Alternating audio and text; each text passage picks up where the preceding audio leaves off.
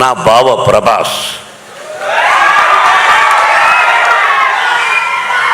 బావా బావా అనుకుంటాం కొన్ని సంవత్సరాల నుంచి.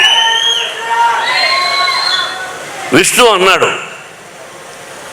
అంటే నా సినిమాలో చేశాడు కాబట్టి చెప్పడం కాదు, చేసినా చేసి ఉండకపోయినా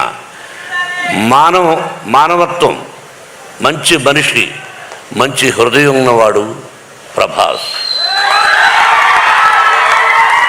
నేను మామూలుగా ఒకసారి ఫోన్ చేసి ఏం బావా అన్నా, ఇంటికి రానా అన్నా. ఓకే బావా రేపు రా అన్నాడు. ఏమైనా నేను ఒక పని మీద వస్తున్నాను, నువ్వు ఎస్ సార్ నువ్వు చెప్పబోయా అంతే. ఏంటి బావా అన్నాడు. ఏం కంగారు పడకనే వెళ్ళాను. కూర్చొని ఈ పిక్చర్లో ఇన్ని రోజుల వేషం ఉంది, నువ్వు చేయవలసిన అవసరం లేదు. You are the top hero in India, one of the top hero in India, not only India and the world wide. అటువంటి గొప్పవాడు. బట్ ఈరోజు నువ్వు కాదన్నా నీ సినిమాలో నేను యాక్ట్ చేస్తా ఎప్పుడైనా, దానికి దీనికి సంబంధం లేదు. ఇన్ని రోజులు ఎస్ ఆర్ నో అన్నా.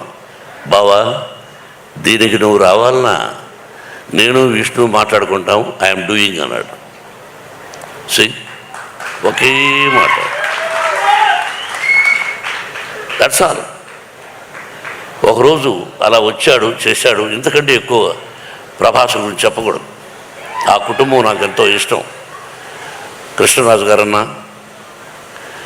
వీళ్ళ నాన్నగారన్నా, వాళ్ళ కుటుంబం అంటే నాకు బాగా ఇష్టం. కాబట్టి ప్రభాస్ 100 సంవత్సరాలు ఆ షిరిడి సాయినాథుని ఆశీస్సులతో, పరమేశ్వరుడి ఆశీస్సులతో క్షేమంగా ఉండాలని కోరుకుంటున్నాను.